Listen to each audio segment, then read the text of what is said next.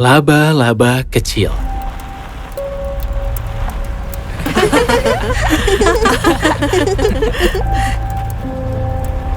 Mereka mengatakan hidup adalah sebuah pilihan. Dan setiap keputusan yang kau ambil membawa kau ke tempat yang lebih baik. Atau tempat yang tidak pernah kau inginkan bahkan dalam mimpi burukmu. Hai, namaku Darwin. Dan ini adalah teman-temanku. Dan ini adalah cerita yang terjadi karena satu keputusan yang aku buat. Satu keputusan buruk. Pesta Alisa sungguh luar biasa, tapi aku khawatir kita akan terlambat untuk datang. Ke konser itu? Tidak mungkin, kita akan tiba tepat waktu. Lihatlah petanya, kita tidak akan sampai dalam 2 jam. Kecuali kita mengambil rute ke hutan dan bertemu jalan raya di depan. Kita akan bisa menghemat 1 jam. Aku tidak tahu, teman. Tapi jalan raya selalu aman. Tapi kita juga tidak mau ketinggalan konser, Jen. Ayolah, ayo. Kita sudah ada di persimpangan. Bagaimana menurutmu? Aku tidak tahu, teman. Kau yang putuskan. Baiklah. Dan aku memutuskan. Dan aku akan segera menyesal.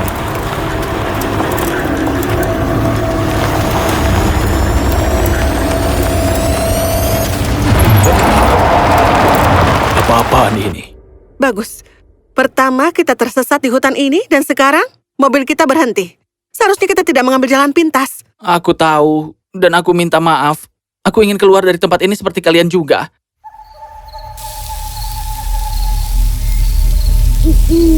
Kita dalam masalah. Kita lupakan konsernya. Kita berada di antah berantah. Bagaimana kita bisa melewati malam ini? Teman-teman, sebuah cahaya. Sepertinya itu sebuah jendela.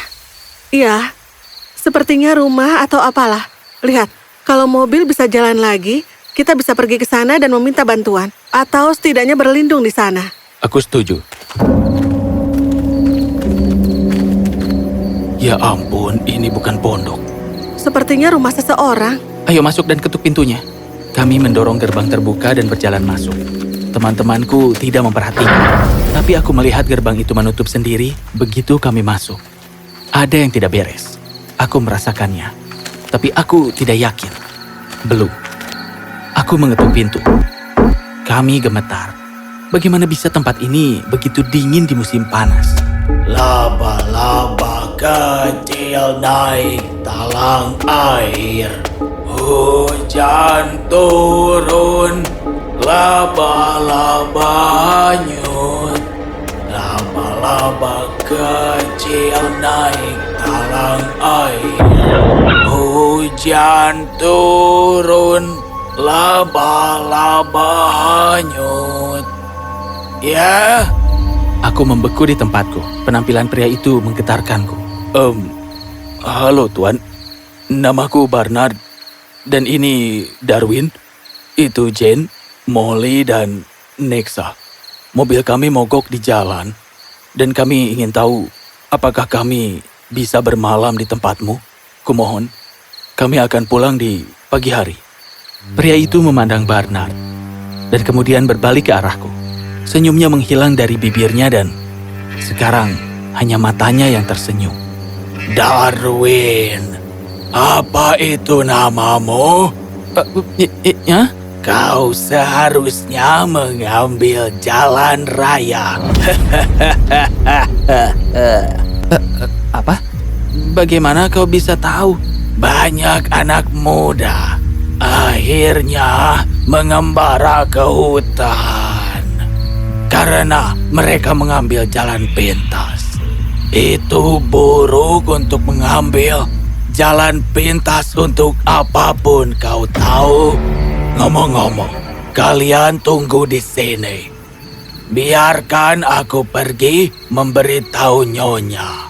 Aku yakin dia tidak akan keberatan. Itu terdengar baik sekali. Laba-laba kecil naik talang air. Hujan turun, laba-laba hanyut. Aku akan bersuah foto untuk media sosialku di latar belakang yang menyeramkan ini. Teman-teman, menjauhlah dari belakang. Ini mendeteksi wajah kalian juga. Kami tidak di belakangmu. Apa? Laba-laba Laba-laba kecil naik talang air. Hujan turun, laba-laba hanyut. Nyonya tidak terlalu senang menerima tamu. Tapi aku sudah meyakinkan Nyonya. Kalian sekarang masuklah. Kemudian kami masuk. Rumah itu sangat besar dan juga tua, tapi tetap bersih dan terawat. Laba-laba kecil naik talang air. Hujan turun, laba-laba hanyut.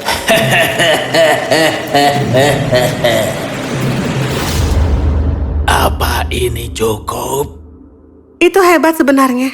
Terima kasih banyak. Pria itu mengangguk, menatapku, dan kemudian tersenyum. Berbalik dan berjalan keluar ruangan. Laba-laba kecil naik talang air. Hujan turun. Malam terasa semakin lambat, dan aku masih belum mengantuk. Kami mengobrol dan berbicara di antara kami.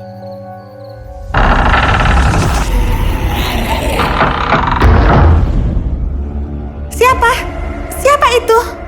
Mungkin itu Nyonya. Aku akan merokok dulu. Kami pergi ke balkon. Pemandangan dari sana sangat menyeramkan. Seolah-olah seluruh dunia telah mati. Kami bisa melihat mobilku dari sana. Diparkir sendirian di tengah hutan. Ya ampun, pemantiknya rusak. Aku merasa kedinginan di sini. Aku akan masuk ke dalam. Kami semua kembali ke dalam dan duduk. Apa itu? Teman-teman, aku punya firasat buruk tentang tempat ini. Tenang saja. Lihat, bukan apa-apa kan? Hah?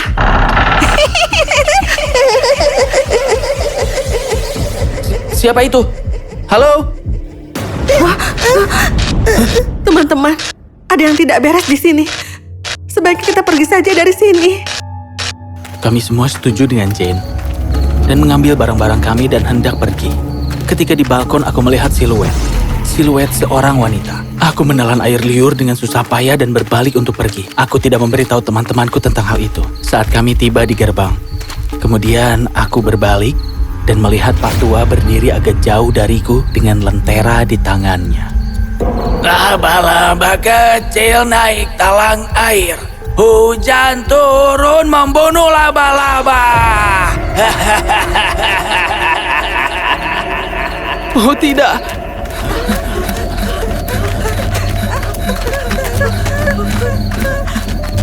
Kami berlari ke mobil. Kami begitu ketakutan. Aku menyuruh Jane untuk menyalakan mobil, sementara Barnard dan aku mendorongnya dari belakang. Tidak beruntung, mobilnya tidak mau hidup ataupun bergerak. Kami merasa panik dan tidak menemukan tujuan. Kami masuk ke mobil dan menguncinya dari dalam. Sementara gadis-gadis tidur, Barnard dan aku tetap terjaga. Kami ketakutan, sangat takut malam itu. Ketakutan membuat kami sangat menggigil. Dan yang bisa aku pikirkan hanyalah, jika aku tidak mengambil jalan pintas, aku menyesali diriku sendiri. Pagi datang dan aku merasa mataku terpejam. Ketika tiba-tiba, dengan kegembiraan hati aku melihat seorang pria di atas sepedanya.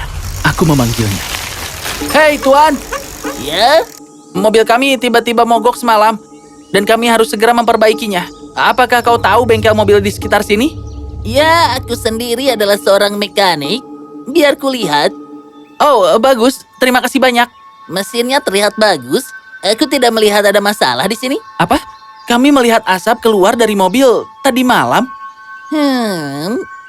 Sepertinya itu tidak terjadi. Mengapa kau tidak mencoba menyalakannya? Kami mencoba beberapa kali tadi malam tapi tidak berhasil.